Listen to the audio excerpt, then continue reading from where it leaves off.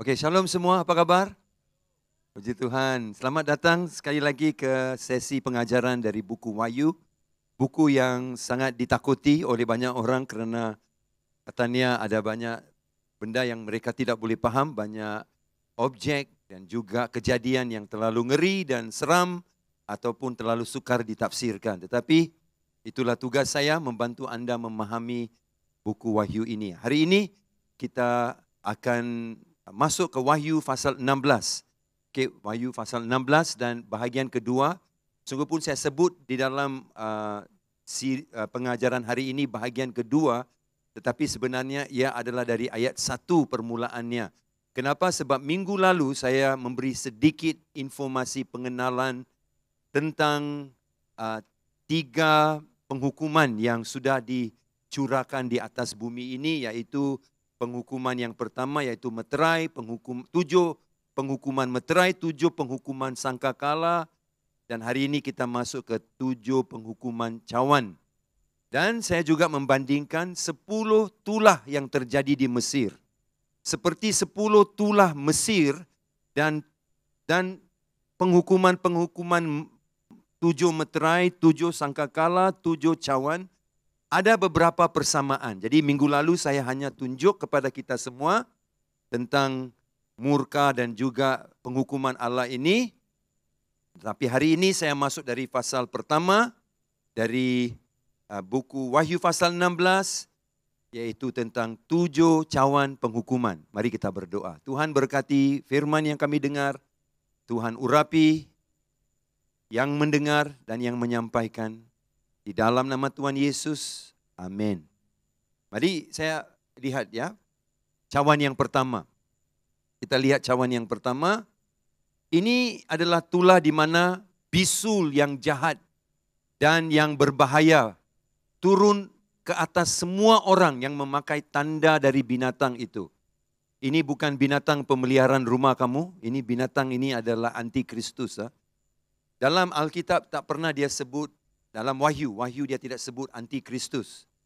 Hanya dalam 1 Yohanes dia sebut antikristus sebagai antikristus. Dalam Wahyu, setiap kali antikristus disebut, dia digelar sebagai binatang, the beast. Okey, jadi ada bisul yang berbahaya. Saya bacakan ayat 1 dulu. Dan aku mendengar suara yang nyaring dari dalam bait suci, berkata kepada ketujuh malaikat itu, pergilah dan tumpahkanlah ketujuh cawan murka Allah itu ke atas bumi. Nah, sekali lagi, kemudian saya bacakan ayat 2, saudara boleh melihat dalam slide-nya. Maka pergilah malaikat yang pertama dan ia menumpahkan cawannya ke atas bumi. Maka timbullah bisul yang jahat dan yang berbahaya pada semua orang yang memakai tanda dari binatang itu dan yang menyembah patungnya. Nah, apa yang saya mau saudara paham adalah ayat 1 berkata, malaikat mendengar suara yang nyaring datang dari dalam bait suci. So berarti asal usul dari mana penghukuman murka ini datang bukan dari iblis, ini bukan perbuatan manusia, ini bukan perbuatan antikristus, ini datang daripada perintah Allah sendiri. Ayat 1 berkata, aku mendengar suara nyaring dari dalam bait suci. Jadi ini adalah satu yang berasal daripada Allah. Dan sebab itu banyak orang membuat kesimpulan Allah itu jahat. Dia tidak prihatin, dia tidak hati perut, tidak berhati perut. Dia ini adalah Tuhan yang jahat. Nah, tunggu dulu saudara. Sebelum membuat andaian yang salah. Semua itu adalah andaian salah. Kenapa nanti saya jelaskan. Nah, tulah yang pertama ini yang dicurahkan setelah cawan pertama dicurahkan ke atas bumi adalah bisul-bisul yang jahat dan berbahaya. Apa bisul jahat? Dalam bahasa Inggris dia kata malignant, berarti dia ada unsur-unsur kanser di dalamnya. Menyebabkan dia tak boleh sembuh. Dan ingatlah, ini adalah bisul yang hanya menimpa mereka yang ada tanda-tanda antikristus ataupun tanda binatang itu. Jadi mungkin tanda 666 itu di dahi mereka, di tangan mereka, ataupun mereka mengikuti sistem antikristus. Yalah, pada permulaannya semua syok dan seronoklah. Mereka boleh berjual beli, mereka boleh naik pesawat, mereka boleh masuk mall, macam sama saja. Ketika kita mendapat vaksin, kita boleh masuk mall, boleh naik pesawat, boleh berjual beli, betul kan? Sama seperti itu bila orang yang hanya menerima tanda binatang, mereka mempunyai kesenangan ekonomi, kesenangan keselamatan. Kenapa? Mereka tidak akan dibunuh, mereka akan ada perlindungan, mereka boleh mendapat obat, kesihatan, makanan dan sebagainya. Memang pada mulanya seperti Antikristus telah berjaya menjual dia punya ideologinya kepada dunia. Kalau mereka mengambil tanda binatang itu, tanda Antikristus itu, mereka akan hidup dan diberkati. Ingat saudaraku, bisul ini juga adalah tulah keenam yang dicurahkan di atas Mesir. Dan bisul ini sama seperti tulah yang keenam yang turun atas Mesir. Dan ingat, ketika itu juga tulah itu turun atas Mesir, bukan atas semua orang, termasuk orang Israel, tidak. Hanya orang Mesir dan binatang ternakan Mesir yang menghadapi tulah yang pertama ini. Tulah bisul ini. Jadi seperti itu dalam ayat ini juga Allah menyelamatkan mereka yang tidak menerima tanda Antikristus. Nah saya sudah banyak kali jelaskan. Siapakah orang-orang lain yang tidak terima bisul ini? Siapa? Ini adalah orang-orang percaya yang masih tinggal di bumi ini. Tapi bukankah kita sudah diangkat? Orang Kristen sudah diangkat. Dalam Wahyu pasal yang keempat. Sebagaimana Yohanes diangkat masuk ke dalam surga dan mulai pasal 5 buku Wahyu. Perkataan gereja langsung tidak ada disebut. Perkataan gereja hanya timbul kembali dalam pasal 20, 19 dan 20. Jadi sepanjang masa kesusahan besar, Great Tribulation ini terjadi, nama gereja tidak disebut. Kenapa? Sebab gereja sudah diangkat. Kalau gereja sudah diangkat, berarti masih lagi banyak orang yang tinggal di bumi dan mereka mula cari, mana kawan-kawan Kristen saya semua sudah hilang nih. Dan mereka akan mula percaya. Saya percaya akan terjadi revival besar. Yang tertinggal di bumi banyak yang akan percaya. Dan ketika mereka bertahan tidak mau menerima tanda binatang itu, tanda Antikristus, mereka tidak akan dapat bisul ini. Sama seperti orang Kristen di Mesir tidak dapat bisul itu. Orang Israel di Mesir tidak dapat bisul itu. Jadi inilah cawan yang pertama. Sudah ngeri ya saudara? Cawan pertama macam kanser punya efek dia itu. Kedua, kita lihat cawan yang kedua.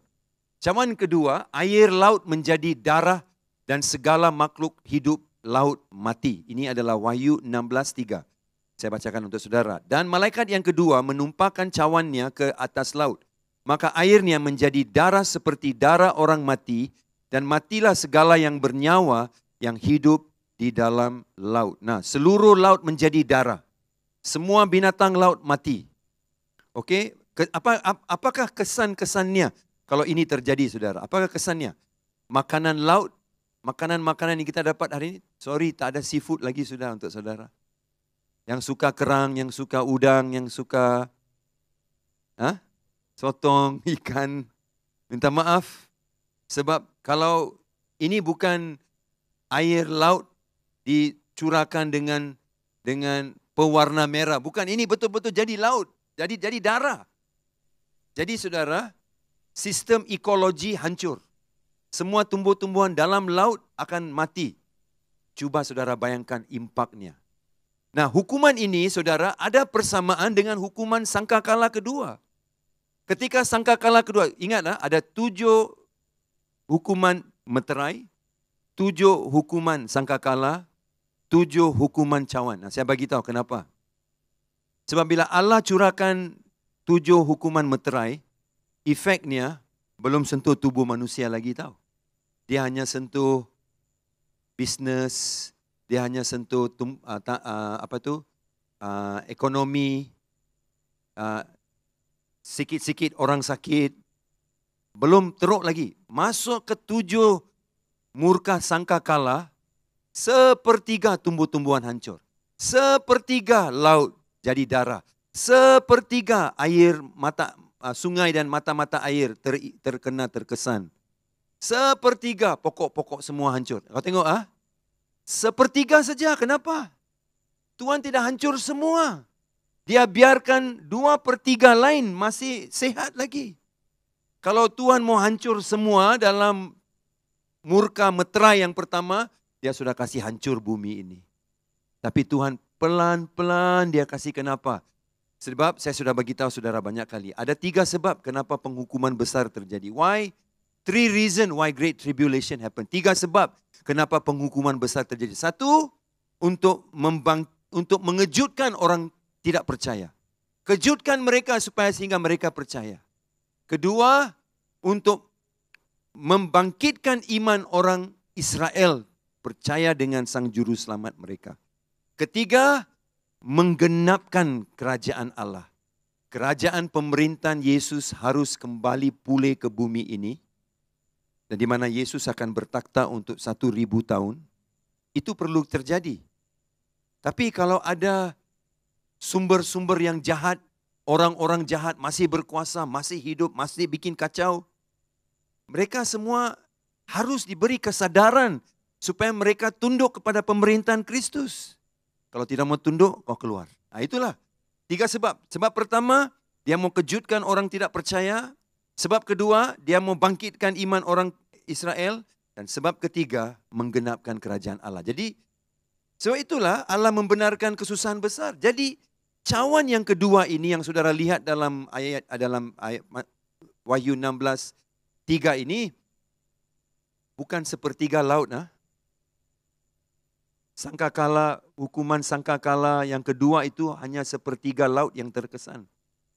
Tetapi dalam cawan yang kedua, seluruh lautan. Kita yang orang Pulau Pinang, orang yang tinggal di pulau, orang yang tinggal di semenanjung, yang tinggal di tanah besar ataupun di Pulau Borneo atau juga di Indonesia, kita semua dikelilingi oleh apa? Laut, saudara. Laut.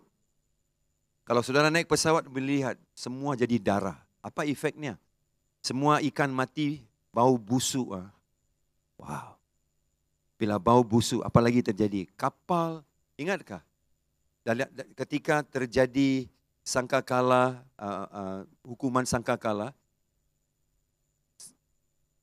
sepertiga daripada kapal-kapal tidak boleh berlayar lagi. Kenapa kapal tidak boleh berlayar? Nah, bila kapal berlayar atas air, dia diciptakan untuk terapung di atas air kerana isi padu air lain daripada isi padu darah. Darah ada keberatannya yang berbeda.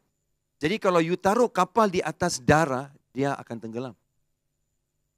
So, cuba lihat.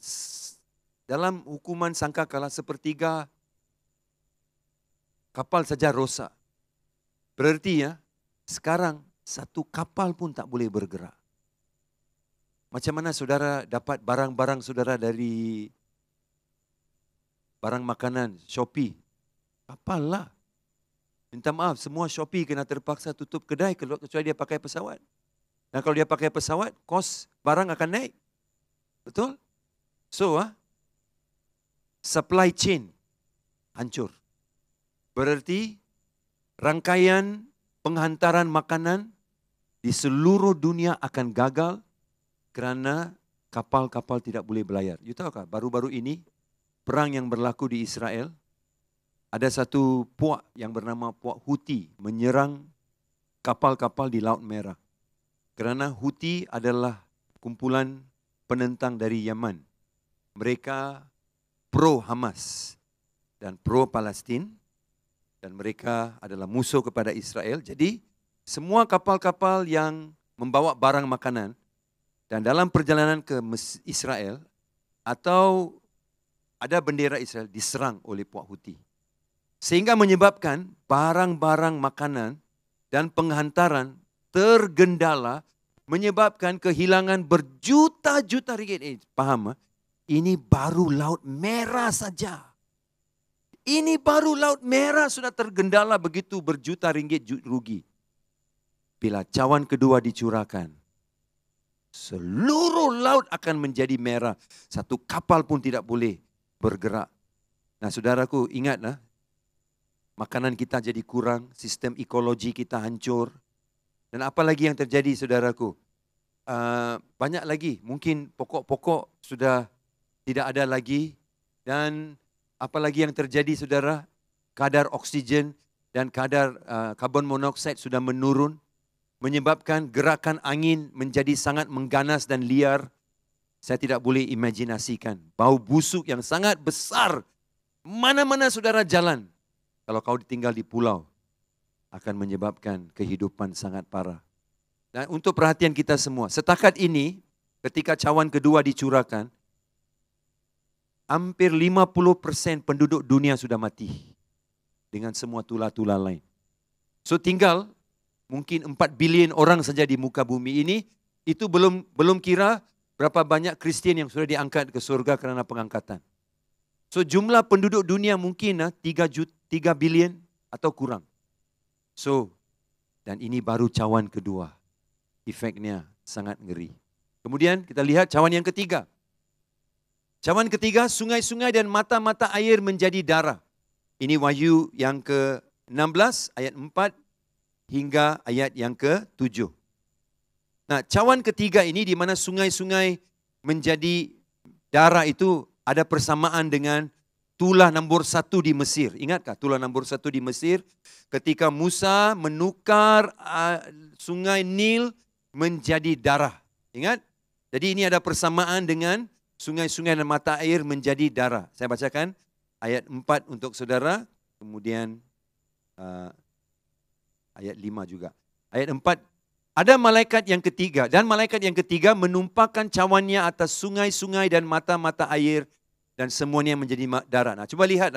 Tadi laut. Semua laut hancur, habis. Tak boleh pakai. Sekarang sungai. Sungailah tempat kita dapat air, betulkah? Berarti kalau proses yang dipakai untuk menjernihkan air laut. Ataupun air sungai, air tasik. Dan di mana air itu dihantar ke rumah kita. Kalau kita orang Pulau Pinang yang dalam bulan awal Januari, pertengahan bulan Disember mengalami masalah kekurangan air 5 hari. Saudara, sekarang punca utama air kita semua stop. Macam mana manusia mau hidup? Nah, lihat ayat yang kelima. Saya bacakan, ikut saja dalam Alkitab Anda. Dan aku mendengar malaikat yang berkuasa atas air itu berkata, adil engkau yang ada dan yang sudah ada. Engkau yang kudus yang telah menjatuhkan hukuman ini. Ayat 6. Karena mereka telah menumpahkan darah orang-orang kudus dan para nabi. Engkau juga telah memberi mereka minum darah. Hal itu wajar bagi mereka. Ayat 7. Dan aku mendengar mezbah itu berkata, ya Tuhan Allah yang Maha Kuasa, benar dan adil segala penghakiman-Mu. Wah, saya mau tanya saudara semua. Kalaulah kamu malaikat itu yang mencurahkan cawan yang ketiga itu dan menyebabkan semua sungai-sungai terkesan, mata-mata air terkesan, orang tidak ada air untuk minum, bolehkah kau masih cakap seperti dalam malaikat yang mencurahkan cawan itu dalam ayat yang kelima, sehingga dia berkata begini, dia berkata, adillah engkau yang ada dan sudah ada. Engkau yang kudus menjatuhkan hukuman ini. Beranikah saudara sanggup cakap begitu? Bagi saya sebagai manusia, kalau saya menjatuhkan hukuman atas orang dan saya mengolok-olok orang itu lagi, memperkecilkan orang itu lagi, menindas orang, saya tidak sampai hatilah. Tapi kenapa malaikat ini sanggup berkata, engkau adillah Tuhan, engkau adil, engkau benar. Kenapa dia cakap begitu saudara? Kita mesti jawab ini sebab orang di luar sana akan cakap, Tuhan kamu jahat. Malaikat kamu pun jahat, dia bilang macam itu. Karena cakap benda yang tak baik ketika orang sengsara. Pada waktu orang sengsara, kau cakap dengan dia, inilah karena dosa kau itu. Aduh, manalah saudaraku ada perasaan simpati dan belas kasihan kan? Tapi kenapa malaikat cakap begitu? Kita mesti paham.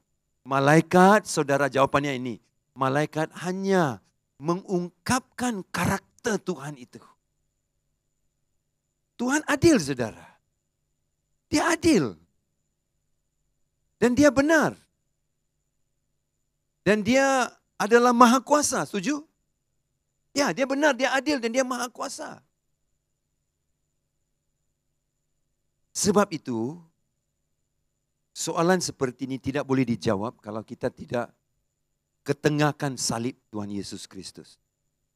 Karena salib memberi jawaban kenapa malaikat itu di tengah-tengah kesengsaraan orang boleh cakap begitu. Ingat, salib membuktikan Allah itu adil, benar, kudus. Kenapa? Ingat ketika disalib itu, Yesus disalibkan. Kenapa? Semua murka Allah yang harus turun atas manusia. Karena dosa kita, betul? Kita berdosa. Kita tidak mampu bayar dosa kita. Itu adalah keadilan. You dosa, you mesti bayar. Kalau you tak bayar, itu bukan sistem keadilan. Itu tak adil. Kalau you dosa, you mesti bayar. Betul? Itu sistem keadilan. Jadi, di kayu salib, Allah berkata, saya mesti adil karena itu karakter saya. Kalau adil berarti kamu semua berdosa, kamu mesti bayar untuk dosamu. Karena itu baru adil. Tetapi bukan kita yang membayar harga dosa kita itu, hutang dosa kita, tapi semua hutang kita ditanggung oleh Tuhan Yesus di kayu salib. Sehingga keadilan Allah itu dibayar lunas dan sempurna oleh Yesus. Itu artinya dia benar. Berarti kebenaran Allah dituntut oleh Allah terhadap kita semua. Dia tuntut kebenaran dia dari kita semua. Bayar. Bayar dengan benar. 1 sen pun tak boleh kau lepas. Tapi kita tak boleh bayar. Tak mampu. Sebab itu Allah bayar untuk kita melalui anaknya. Dia adil. Nah, di sistem perundangan Malaysia, keadilan dan kasih tak boleh bergabung, tak boleh connect. Contohnya, kalau ada kamu membunuh seseorang dan kamu di depan hakim, dan hakim tanya, apa salahmu? Bilang, saya bunuh. Saya bunuh yang Arif, saya bunuh. Oh, kau bunuh? Aduh, kenapalah kau bunuh? Hai, kau ni, okey. Hari ini, tidak tahulah aku punya belas kasihan. Aku ampuni kau saja. Jangan bunuh lagi ya. Tahukah? Semua orang akan bangkit dan memberontak keputusan hakim itu. Kenapa? Karena hakim itu mau tunjuk kasih konon. Kasih dan keadilan tak boleh ngamlah. Tak boleh bergabung, tak boleh bercampur. Hanya dengan kasih kau mau bayar hutang keadilanmu. Sorry, tak boleh. Keadilan yang dituntut tak boleh. Tapi di salib itu boleh. Di depan mahkamah perundangan negara kita tak boleh. Tapi di depan salib boleh. Di mana kita yang harus membayar hutang dosa kita sudah dibayar oleh Tuhan Yesus sepenuhnya. Dan bagaimana dia bayar? Murka itu harus jatuh atas kita tapi dijatuhkan atas anaknya. Itu kasih. Jadi hanya di kayu salib kasih dan keadilan dapat bergabung menjadi nyata dan jelas. Nah, saudara, keadilan dia sudah termaktub jelas di salib. Dan orang-orang yang menerima kebenaran Tuhan melalui Yesus Kristus, orang-orang yang menerima keadilan yang dibayar oleh Yesus untuk mereka, kalau mereka terima Yesus, mereka tidak akan melalui cawan yang ketiga ini. Mereka tak melalui. Kenapa? Sudah dibayar. Tetapi bagi mereka yang tidak menerima kebenaran yang dibayar oleh Yesus, akan menerima tulah dan penghukuman ini. Sebab itu 2 Korintus 5:21 berkata apa? Dia yang tidak mengenal dosa menjadi dosa supaya kita menjadi orang-orang benar di dalam dia. Haleluya. Amin. Jadi sebabku kebenaran Allah. Jadi bila malaikat berkata begitu, dia hanya menjelaskan hakikat siapa Allah itu sebenarnya. Ya. Dan ingat saudara, Allah sedang dan dalam proses menggenapkan kerajaannya. Yesus akan kembali, pasal yang ke-19, dia akan kembali, dia akan menggenapkan kerajaannya di Yerusalem, dia akan memerintah 1000 tahun. Jadi dia mau semua yang tinggal di bumi tunduk kepada di bawah kerajaannya. Dia mau menggenapkan kerajaan, tapi ada yang masih memberontak, lawan, ambil tanda antikristus, ada nabi palsu, ada roh iblis. Jadi macam mana mau menggenapkan kerajaan? Tuhan mesti clean house. Tuhan mesti bersihkan rumahnya dulu, baru dia boleh menggenapkan semuanya itu. Nah, coba lihat efeknya atas kita. Bumi ini dipenuhi dengan air, 70% permukaan bumi dipenuhi dengan air. Dan dengar, 70% adalah air lah. Kalau sungai-sungai, mata air, laut, semua sudah jadi darah, mana airnya? Tidak ada air. Dan daripada 70% itu, 97% permukaan air adalah laut, air garam. 3% lagi, air daripada ketulan-ketulan es, glasir, ketulan es di kutub utara, kutub selatan, 3%. 97%, 3% adalah glasir, ketulan es di kutub utara dan kutub selatan. Nah, berarti saudaraku, semua sudah jadi hancur. Manusia hanya hidup dengan 1% bekalan air tawar di dunia sebenarnya. Sekarang itu pun sudah hancur. Tak ada manusia yang boleh hidup, sudahlah saudara. Tak ada manusia yang boleh hidup. Cawan yang keempat. Matahari menghanguskan manusia dengan api. Wahyu 16, 8 hingga 9. Matahari menghanguskan manusia dengan api. Dan malaikat yang keempat menumpahkan cawannya ke atas matahari. Dan kepadanya diberi kuasa untuk menghanguskan manusia dengan api. Saya baca ayat 9. Dan manusia dihanguskan oleh panas api yang dahsyat. Dan mereka menghujat nama Allah yang berkuasa atas malapetaka-malapetaka itu. Dan mereka tidak bertobat untuk memuliakan Dia. Nah, dalam kesakitan mereka, saya pikir mereka akan cari Tuhan. Betulkah? Sudah ada bisul, kanker di badan kamu. Sudah ada air laut jadi merah. Lama tak makan ikan. Lama tak makan pun. Sungai-sungai jadi darah. Sekarang apalagi saudara, matahari sangat terik. Sudah sangat panas. Alkitab bilang mereka masih menghujat Allah. Boleh sesiapa tolong jelaskan kenapa manusia boleh sampai ke kondisi itu? Pada pendapat saya manusia akan hanya menjadi lebih cepat bertobat kalau perkara buruk terjadi. Betulkah? Lebih kau kehantar murka, lebih banyak orang akan bertobat. Cobalah kau pikir baik-baik saudara. Dalam pasal 16, 3 kali. Ayat 9, ayat 11, ayat 21. 3 kali disebut. Mereka tidak bertobat. Tidak memuliakan Allah. Malah menghujat Allah. Ayat 9. Ayat 11, ayat 21, 3 kali mereka tidak mau bertobat. Why? Kenapa mereka tidak mau bertobat? Nah, sebab itu banyak kali sekarang orang bawa firman macam ini.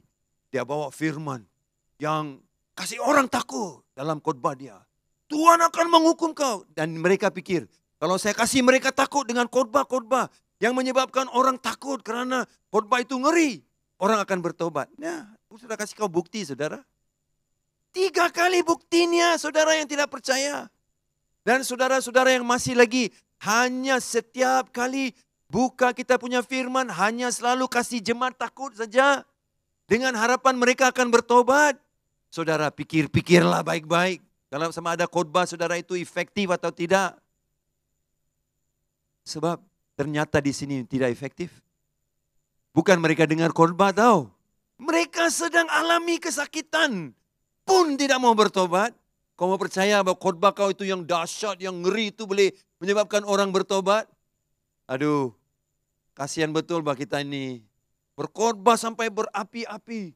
Sampai air liur berterbangan ke kiri kanan. Saudaraku dengan harapan orang bertobat. Dalam ayat ini kita mereka rasa panas pun tidak bertobat. So something is wrong tahu. Ada sesuatu tak kena ini.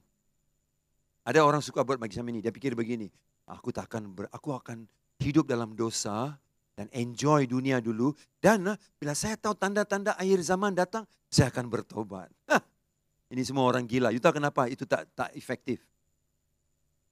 Bila orang sudah dalam dosa lama, hati dia jadi lagi keras lah. Jadi lagi keras. Dan dia akan sampai ke satu titik di mana dia tidak boleh berubah dan kembali ke jalan Tuhan lagi. Sebab hati dia sudah terlalu keras. Kenapa?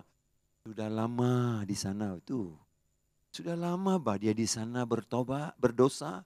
Dia bilang, enggak apa-apa lah, tunggu dulu. Nantilah, enggak apa-apa, nanti saya bertobat. Enggak apa-apa lah, nantilah. Aku enjoy sedikit dulu. Enggak apa-apa tuh, aku sampai umur 40 pasti aku bertobat. Ya, biar aku enjoy dulu loh, amin. Nah saudara, orang seperti itulah naik kondisinya. Apalagi yang kita selalu bawa khotbah keras-keras, kasih takut tentang neraka, hukuman. Saudara, aduh, mungkin ada sesuatu perspektif yang baru saudara harus lihat bagaimana bawa firman. Supaya hati jemaat bukan dipenuhi dengan ketakutan, malah mereka takut, mereka rasa sakit, mereka lari jauh daripada Tuhan, menghujat Allah lagi. So, gimana saudara? Bagaimana kita bisa hidup begini? Nah, saudara,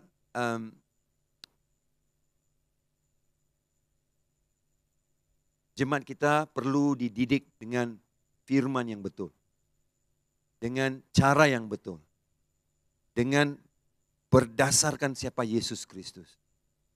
Orang tidak bertobat karena mereka takut. Orang bertobat karena mereka ada perhubungan. Mana firmannya, Pastor? Roma pasal 2 ayat 4. Maksud kemurahan Allah adalah untuk menuntun kita kepada pertobatan. Jadi dasar firman kita mestilah didasari atas kasih Allah. Biarpun matahari menghanguskan manusia, kita masih boleh melihat bahwa kasih Allah tetap menyala di dalam hatinya untuk umat Allah yang tidak mau bertobat itu. Saudara, ada satu teks firman Tuhan dari Yesaya 30:26. Semua buka Yesaya 30 ayat 26. Saya minta saudara juga berinteraksi dengan Alkitab Anda. Yesaya 30 ayat 26, saya bacakan. Nubuatan Yesaya dalam ayat ini, Yesaya 30:26 ini, sama dengan apa yang terjadi dengan cawan yang keempat itu.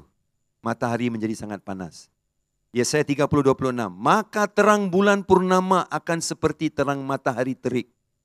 Dan terang matahari terik akan 7 kali ganda. Yaitu seperti terangnya 7 hari. Wow, coba bayangkan lah. Terang 7 hari. Kau ambil terang 7 hari, kau taruh dalam 1 hari. Barbecue kita semua, saudara. Tidak boleh hidup.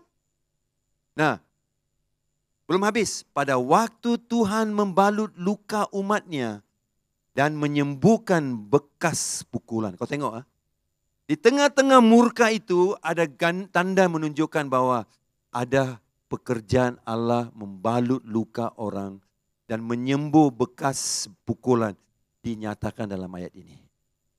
Oke, ini penting, dengar baik-baik. Kalau hukuman yang disebut oleh Yesaya 30:26 ini terjadi dan itulah cawan yang keempat itu, katakanlah, kau tahukah apa efeknya? Kalau matahari jadi 7 kali ganda panas, kau tahukah apa efeknya? Tak ada sunblock lotion yang boleh tolong kamu, saudara. Tidak ada sunblock lotion bisa bantu Anda. Nah, dengar, Dr. Henry Morris, pengurusi kejuruteraan sivil di Virginia Tech. Virginia Tech ini adalah universiti yang sangat terkenal untuk jurusan engineering dan jurusan sains. Menulis satu buku, dia orang Kristen. Saya menyampaikan fakta ini daripada Gary Hamrick yang mengajar dari buku Wahyu pasal 16. Dia menulis, Dr. Henry Morris menulis bukunya, tajuk bukunya adalah Laporan Buku Wahyu. Laporan Buku Wahyu. Dan dia mengatakan, inilah efek kalau matahari menjadi 7 kali ganda panas. ais di Antartika dan Arktik akan lebur total, paras air laut akan meningkat 200 kaki. 200 kaki. Kalau paras air naik 200 kaki ya, Pulau Pinang sudah tidak ada lagi, sudah saudara. Malah banyak pulau akan hilang di bawah dasar laut. Itu berapa dekat kita dengan laut? Paling pun kita dengan laut, kalau kita tinggal dekat dengan Queens Bay Mall, dan laut, berapa? 8 kaki, 20 kaki, paling pun. Kalau 200 kaki, itu efeknya. Oke, saya tunjuk saudara carta ini. Sorry, maaf. Kau tengok catar ini. Ini adalah kesan global warming. Ini adalah kesan daripada pemanasan global warming. Hari ini di dunia kita banyak orang memperjuangkan global warming. Sebab itu dia katakan jangan pakai kereta yang menggunakan bahan api petrol. Semua tukar jadi EV, electrical vehicle. Supaya kita tidak mengalami global warming. Betul kan ini? Biar betul. Untuk orang-orang yang sedang memperjuangkan dan belajar dan menjadi advocate global warming, pemanasan global. Dengar dulu, saya bukan bercanggah dengan masalah pemanasan global. Malah saya percaya sebagai orang Kristian, kita mesti menolong bumi yang telah Tuhan beri kepada kita daripada sampah di mana kita buang dengan proses recycle, kitar semula, proses-proses penjagaan laut kita, udara kita, pembakaran secara bebas. Semua ini saya percaya kita mesti jaga. Mesti. Kerana ia memang menyumbangkan kepada pemanasan global. Tetapi membuat andaian bahwa dunia akan hancur dengan global warming itu tidak masuk jalur firman Tuhan, minta maaf. Tidak masuk. Okey, mungkin dengan penggunaan EV, electrical vehicle, kereta elektrik, mungkin kita akan mengurangkan sedikit karbon di dunia ini. Tapi apa yang disebutkan di sini adalah jauh lebih mengerikan daripada hanya global warming. Kenapa? Dengar perangkat ini. Coba lihat slide itu sekali lagi. Slide ini mengatakan kesan kenaikan air laut atas penduduk dunia. Daripada statistika. Saya juga menggunakan ini dari Pastor Gary Hamrick. Dia berkata, ini adalah efek global warming. Ini adalah efek kenaikan pemanasan global efeknya. Dan dia berkata, menjelang, tolong tunjuk slide-nya sekali lagi. Dia mengatakan bahawa, cuma lihat yang warna merah gelap dengan merah muda itu adalah kawasan-kawasan yang terkesan banyak. Okey? Terkesan sangat banyak. Berapa orang terkesan? 200 juta orang terkesan. Okey, dengar baik-baik. Efeknya kerana apa? Global warming. Ini adalah efeknya berkata 200 juta orang akan mati ditenggelamkan ke dalam air. Kenapa? Kerana air laut akan naik 2 kaki. Bila paras air laut kita naik 2 kaki. Dengar baik-baik semua. Berapa kaki? 2 kaki saja kerana efek global warming. 200 juta orang mengikut statistika akan terkesan. 200 juta akan terkesan kalau kita lihat slide-nya sekali lagi. Kita lihat, daripada slide itu kita lihat. Dari mana 200 juta itu? 43 juta penduduk negeri China. 32 juta penduduk Bangladesh. 20 juta penduduk dari India. 4 juta penduduk Belanda. Dan lain-lain negara dengan peratusan penduduk yang lebih kecil, Vietnam, Indonesia, Thailand, Filipina dan Jepun akan semua kehilangan penduduk mereka juga beberapanya. Kalau tempat di mana kalau pulau-pulau itu lebih rendah, mereka akan hilang penduduk mereka. Pasti Malaysia juga ada di sana. Saudara, 200 juta atas efek kenaikan air berapa kaki? Baru 2 kaki. Tapi bila ada matahari panas 7 kali ganda, mengikut apa yang disebutkan oleh Dr. Henry Morris, kalau 7 kali ganda matahari jadi panas, air laut akan naik 200 kaki. 2 kaki 200 juta mati, 200 kaki berapa juta akan mati. Dan namun orang tidak mau bertobat. Dan kita percaya kasih takut mereka. Khotbahkan sehingga kasih takut mereka. Ada tempatnya lah. Ada tempatnya kita menegakkan kebenaran ini. Seperti di sini ditegakkan kebenarannya. Jadi saudara yang kekasih dalam Tuhan Yesus. Ini bukan efek global warming. Ini bukan efek. Jadi macam mana you coba sekalipun you tak boleh selamatkan inilah. Bagi pendakwa global warming, pemanasan global, hati-hati sikitlah, saudara. Hati-hati sikit. Kenapa saya bilang hati-hati? Saya bukan saintis tahu, tapi saya mau kasih tahu sikit dengan kamu semua. Bila kita taruh tanggung jawab atas manusia, manusia salah, tak jaga bumi sebab itu terjadi masalah ini. Bila kita hanya taruh kesalahan atas manusia, kita mengandalkan kekuatan manusia untuk menyelesaikan masalah ini. Dan kita total lupa bahwa kita hidup di naungan tangan seorang Allah yang menguasai dunia ini. Dan kalau kita mendakwa dan memperjuangkan global warming terlalu banyak, ada bahayanya kita hanya bekerja dengan kuat gagah manusiawi kita, marah, memperjuangkan, membawa sistem-sistem untuk mengawal dan melindungi dunia ini. Bagus semua itu. Sambil kau melakukan tanggung jawab sivil kamu ke dalam bumi ini, ingat kamu juga ada tanggung jawab rohani di depan Tuhan. Kamu juga ada tanggung jawab, saudaraku, moral di depan Tuhan untuk mengurus hidupmu di depan Allahmu. Dan ingat, ya dengan kekuatan manusia kita hanya sekadar boleh kontrol global warming. Seberapa kepintaran manusiawi kita. Tapi kalau mata kita hanya dengan kekuatan kita, kebolehan kita. Kita tidak melihat Dia yang baik yang bisa menjaga kita. Saya boleh garanti saudara lah. Tuhan akan jaga bumi ini. Kita kerjasama dengan Dia. Menjaga bumi ini. Kita semua akan hidup.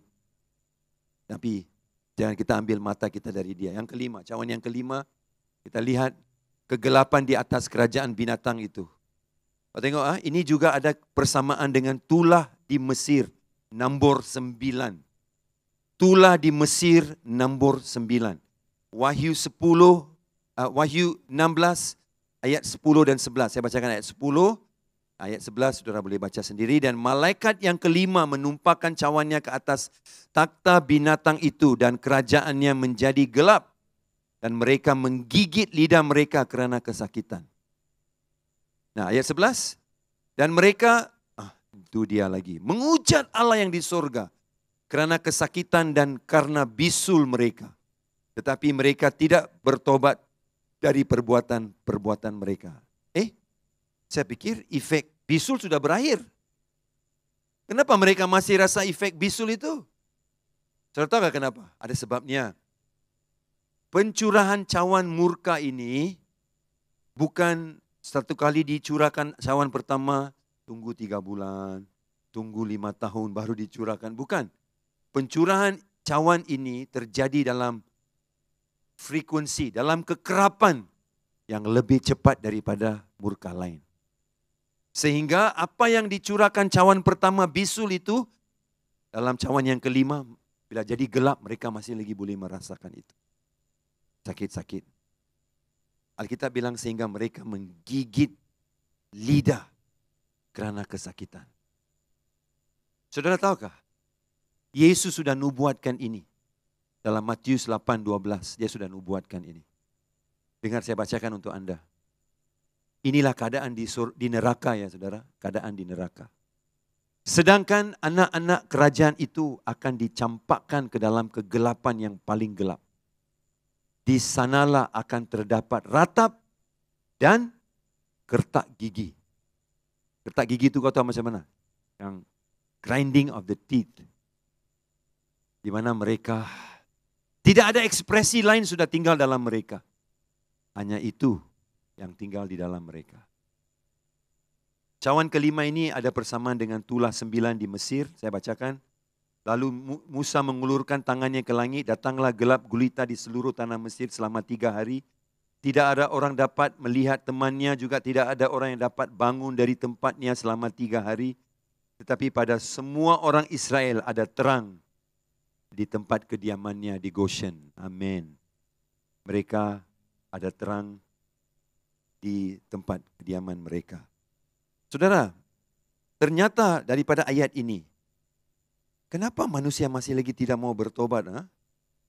Saudara, kenapa tidak mau bertobat? Sebab manusia suka gelap. Dia suka gelap tahu. Macam lipas. Lipas suka gelap kan? Manusia pun suka gelap.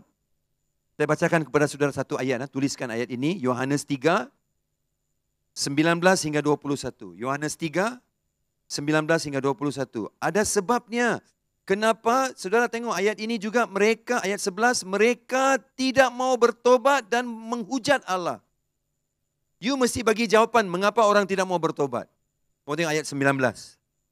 Dan inilah hukuman itu. Terang telah datang ke dalam dunia, tetapi manusia lebih menyukai kegelapan daripada terang. Haleluya, ini jawapannya. Sebab perbuatan-perbuatan mereka jahat. Kalau mereka bertobat, berarti mereka harus muncul di dalam terang Tuhan dan mengaku dosa. Mereka tidak maulah itu. Mereka tidak maulah. Ayat 20, sebab barang siapa berbuat jahat, membenci terang. Nah itu dia. Dan tidak datang kepada terang itu supaya perbuatan-perbuatannya yang jahat itu tidak nampak. Ayat 21, tetapi barang siapa melakukan yang benar, dia datang kepada terang. Nah, ada kerinduan untuk mau datang ke terang. Supaya menjadi nyata bahwa perbuatan-perbuatannya dilakukan di dalam Allah. Nah saudara, mereka suka gelap. Allah bilang dengan mereka, kau suka gelap sayang? Nah ambil terang gelap ini 3 hari. Mereka boleh rasa, pernahkah you dalam satu tempat, di mana gelap itu kau boleh rasa. Selalunya gelap itu hanya dalam visual saja. It's only visual kan gelap itu. Tetapi di sini bilang mereka boleh rasa gelap itu. Berarti Allah lumpuhkan semua aktiviti mereka. Siapa? Hanya orang-orang yang tidak kenal Tuhan. Orang-orang yang kenal Tuhan, yang belum ambil tanda antikristus itu, masih hidup di waktu ini? Masih, saya percaya hidup.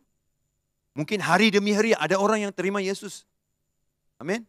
Sungguh pun banyak berkeras hati, tapi ada yang masih terima Yesus. Dan mereka akan ada terang. Oke? Karena kasih Allah tidak pernah kurang. Nah kau lihat ke ayat ini bahwa Allah tetap baik. Kita tengok, Allah jahatlah dia. Tengoklah dia curahkan murka. Saudara, dia hanya curahkan kegelapan ini atas kerajaan takhta binatang itu sahaja. Tuhan masih bagi peluang untuk orang bertobatlah. Kalau dia jahat, dia sudah lama hancurkan mereka. Berapa kali Tuhan mau kasih can demi can, bagi can demi can. Berapa lama lagi saudara? Tapi manusia tetap berdegil. Nah, ini penting, cawan ke-6.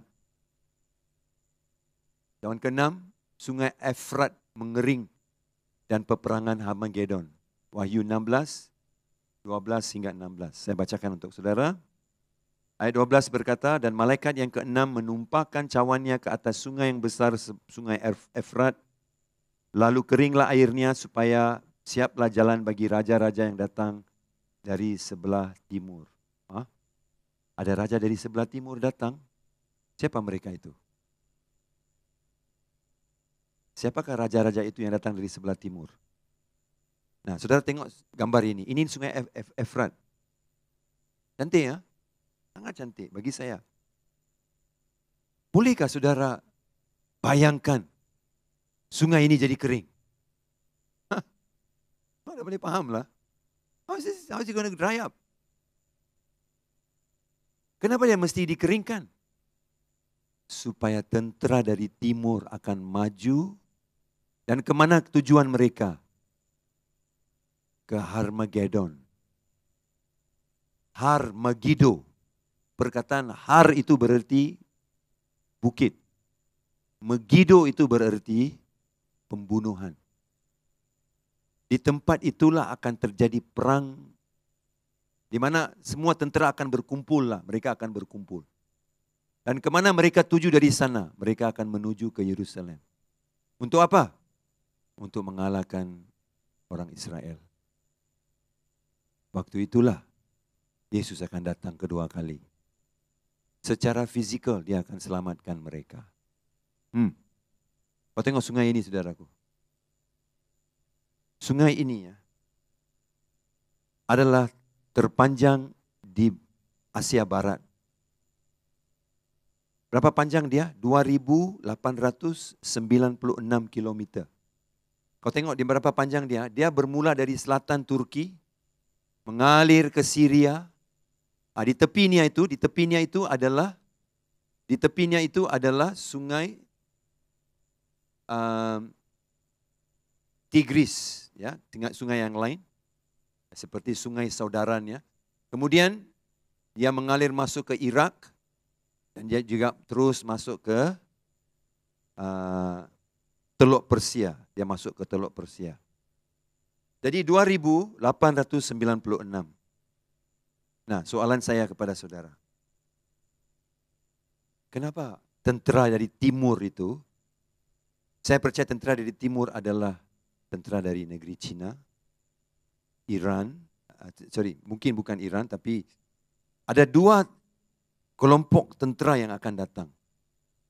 Yezekiel 38 berkata, di awal Great Tribulation, in the beginning of the Great Tribulation, di awal penganiayaan besar ini, akan datang tentera dari utara. Siapa utara itu?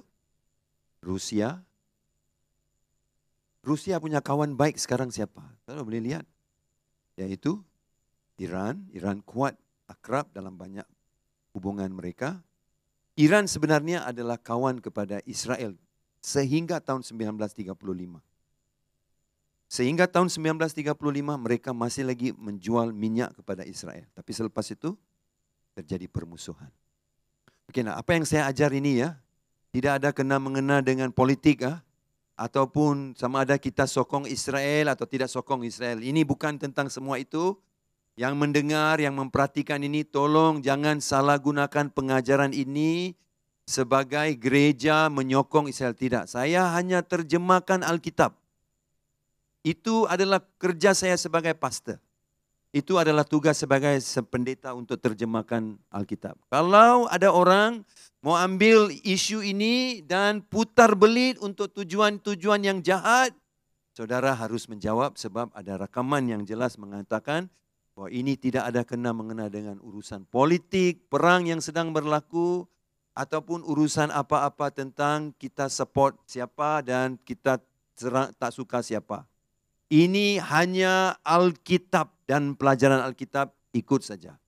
Nah saudara, mengikut Yezekiel 38 ayat 1 hingga 6, saudara boleh balik rumah baca. Yezekiel 38 1 hingga 6. Akan ada datang tentera dari utara, bukan timur. Utara. Rusia,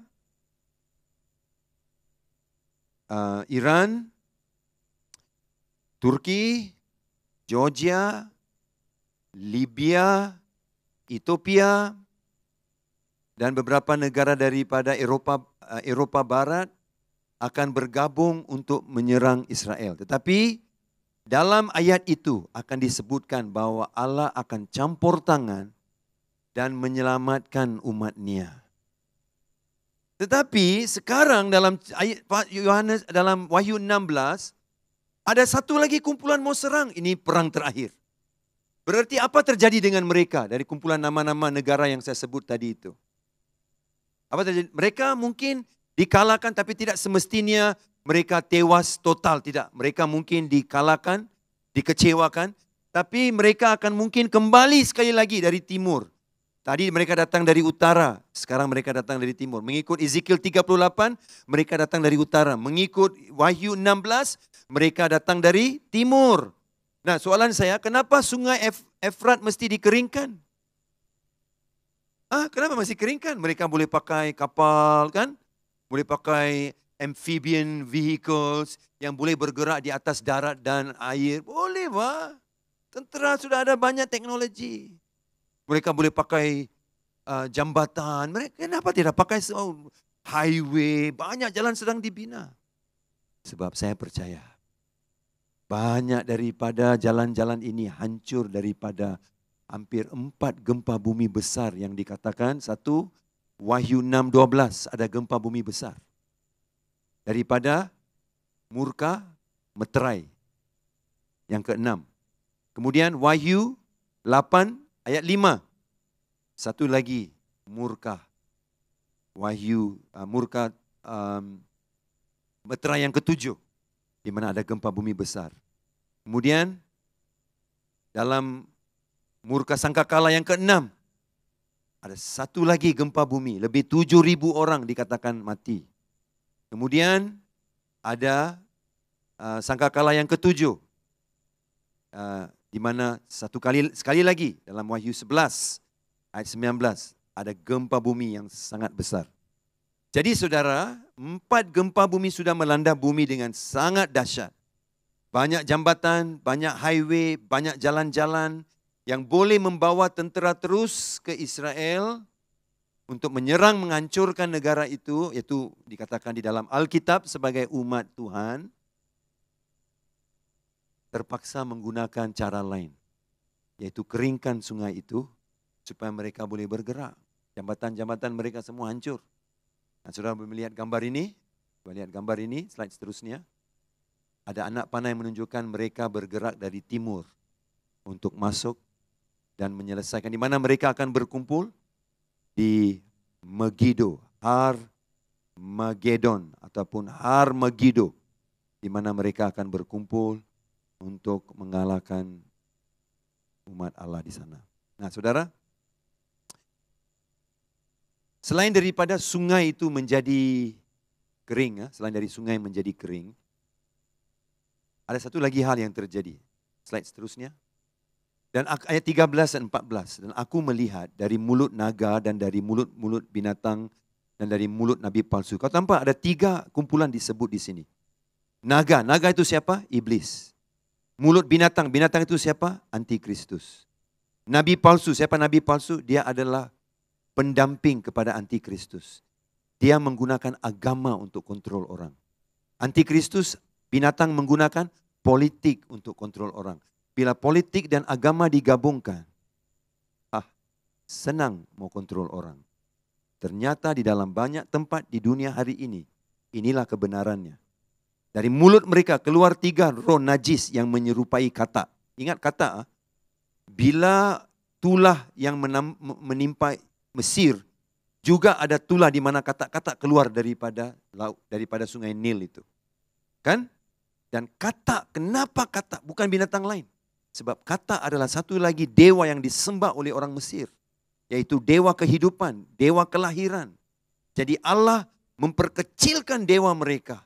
Dan mengalahkan dewa mereka dan mengatakan dialah Allah yang sebenar. Nah, dalam pasal ke-14, itulah roh, ayat 14, itulah roh-roh setan yang mengadakan perbuatan-perbuatan ajaib dan mereka pergi mendapatkan raja-raja di seluruh dunia untuk mengumpulkan mereka guna peperangan pada hari besar, yaitu hari Allah yang Maha Kuasa. Saudara yang kekasih, dalam Ezekiel 38 ada tentera yang dipimpin oleh Rusia. Mereka dikalahkan, tapi setelah dikalahkan akan ada satu lagi tentera akan datang. Macam mana mereka datang? Bukan dari utara, dari timur. Sungai Efrat dikeringkan. Mereka datang dan bersama dengan yang dulu dikalahkan juga dalam Ezekiel 38. Maju sama-sama Kau pikir macam mana mereka boleh maju? Ha? Berapa kali sudah kalah, masih lagi boleh maju. Sebab ada, ingatkah dari mulut nabi palsu, binatang, roh naga itu, ada roh jahat keluar. Inilah roh yang mengelirukan dan menipu, menyebabkan mereka gerakkan tentera mereka. Dan masih percaya ada harapan untuk mengalahkan umat Tuhan itu. Kalau iblis tidak boleh lawan dengan Tuhan, dia mesti hancurkan umatnya dulu. Itu caranya dia sedang buat ini. Dan akhirnya mereka juga akan ditewaskan.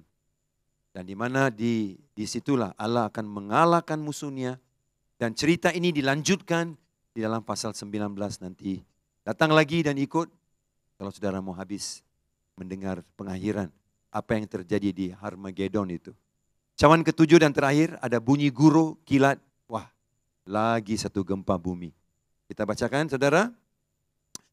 Ayat yang ini 17. Dan malaikat yang ketujuh menumpahkan cawannya ke angkasa dan dari dalam bait suci. Sekali lagi kau tengok. Bila permulaan dicurahkan datang dari bait suci, informasinya, arahannya. Di dalam cawan yang terakhir sekali lagi arahan untuk mencurahkan murka itu datang dari bait suci. Berarti asalnya Tuhan. Kedengaranlah suara yang nyaring dari takhta itu. Katanya sudah terlaksana ataupun sudah selesai. Perkataan ini adalah sama dengan perkataan Yesus di kayu salib. Yohanes 19 ayat 30 ketika dia bersuara dalam suara nyaring sebelum dia mengembuskan nafas terakhir dia berkata, sudah selesai. Sekarang Allah Bapa mengulang sama dengan apa yang Yesus ulang di kayu salib. Ayat 18, maka memancarlah kilat dan menderulah bunyi guru dan terjadilah gempa bumi yang dahsyat. Seperti belum pernah terjadi sejak manusia ada di atas bumi. Begitu hebatnya gempa bumi itu. Nah, kita lihat ayat 19. Lalu terbelahlah kota besar itu adalah Yerusalem. Ya, ini sudah dinubuatkan di dalam firman Tuhan dalam buku Yeskiel juga bahwa kota besar itu terbelah. Dan yang menjadi 3 bahagian dan runtuhlah kota-kota bangsa-bangsa yang tidak mengenal Allah, yaitu kota-kota yang dikuasai oleh roh Babel dan negara-negara yang mengakui antikristus adalah pemimpin mereka. Kota-kota bangsa itu yang akan runtuh, maka teringatlah Allah akan Babel yang besar itu yang memberikan kepadanya cawan yang penuh dengan anggur kegeraman murkanya. Dan semua pulau hilang, lenyap, dan tidak ditemukan lagi gunung-gunung. Aduh, semua hilang. Saya mau tunjuk kepada saudara satu video, tapi tak boleh sebab ini ada isu copyright di internet. Nanti saya punya whole video nanti kena block. Kalau saudara pernah melihat cerita 2012, kau pernah nampakkah macam mana gempa bumi itu menghancurkan dunia? Bila kau lihat cerita itu dan lihat kemusnahan daripada gempa bumi saja, belum lihat tsunami lagi ya, kau akan lihat, wow, kejadian 16-20 akan menjadi sangat ngeri. Sangat ngeri. Kemudian terakhirnya 21 dan hujan es besar seberat 100 pon ataupun dalam Alkitab lain dia bilang 75 pound. 75 pound beratnya. Tu jatuh dari langit menimpa manusia. Lebih baik lari dan sembunyi. Dan manusia menghujat Allah kerana malapetaka hujan es. Sebab malapetaka itu sangat dahsyat. Siapa pernah mengalami hujan es? Saya pernah mengalami hujan es. Ada batu-batu besar jatuh dari langit. Saya belum pernah lihat masa saya jadi student di Amerika dulu. Ini di Texas. Texas jarang adalah, tapi tidak sekerap di tempat-tempat yang lebih dingin. Turun, pertama saya kerja di luar, saya tiba-tiba lihat, pum, pum, pum, dengar. Wah, ada yang hujan es besar ini, saudaraku. Seperti genggaman tangan saya, dia jatuh. Saya lari cepat masuk ke dalam bangunan. Dan berdiri, saya boleh dengar bunyi pam, pam. Yang saya sedih, kereta banyak orang yang rosak hari itu. Dan juga ada orang yang sakit, ada orang yang cedera. Tapi ini ya, 75 pounds. Hujan es. Turun. Dan masih lagi ada orang menghujat Allah, tidak mau bertobat. Bagi saya inilah firman yang paling sedih sekali. Mereka masih tidak mau bertobat. Kasihan kan? Manusia punya sikap seperti itu, saudara. Masih tidak mau bertobat. Nah, banyak kali kita semua pikir begini, Tuhan memang jahatlah dia. Dia jahat sebab dia tidak menyelamatkan kita semua. Dia biarkan, dia kasih kita semua hancur dengan satu demi satu yang kita lihat. Tapi sebelum kita berakhir, mari kita buka Yezekiel 33 ayat 11. Oke, dari perjanjian lama. Ini Yesaya, Yeremia, Ratapan, Yezekiel, dan selepas itu Daniel. Yezekiel 33 dan ayat 11. Inilah dengar suara hati Bapa di surga yang penuh kasih. Katakanlah kepada mereka, Yezekiel 33:11, demi aku yang hidup. Demikianlah firman Tuhan Allah yang tidak berkenan kepada kematian orang fasik. Amin. Allah tidak berkenan dengan kematian orang fasik. Melainkan aku berkenan kepada pertobatan orang fasik itu dari kelakuannya supaya ia hidup. Bertobatlah. Bertobatlah dari hidupmu yang jahat itu. Mengapakah kamu akan mati, hai kaum Israel? Hati Allah untuk menyelamatkan umatnya. Bertobatlah. Bertobatlah. Macam mana kita bertobat? Macam mana kita bertobat? Ajar mereka khotbah yang kasih takut mereka. Bawa di dalam gereja satu hujan es yang besar itu. Taruh di atas mimbar. Tepi mimbar itu sambil berkhotbah. Off semua aircon. Kasih panas hari itu betul-betul. Dan bagi tahu jemaat. Ini baru 31 darjah Celcius. Kau belum rasa 800 darjah Celcius. Bila bumi menjadi 7 kali ganda panas. Bertobatlah. Ini kan cara kita kasih orang.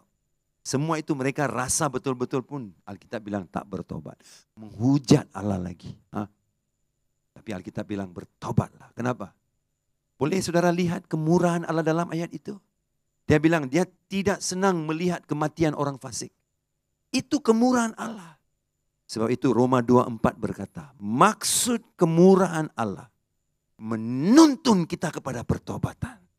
Lebih kita perhatikan kemurahan Allah. Pertobatan terjadi. Bahwa orang melihat kemurahan Allah. Sambil kau dengar Wahyu 16. Ngeri 1 cawan sampai 7 cawan ini. Tapi saya mau saudara masih melihat kemurahan Allah.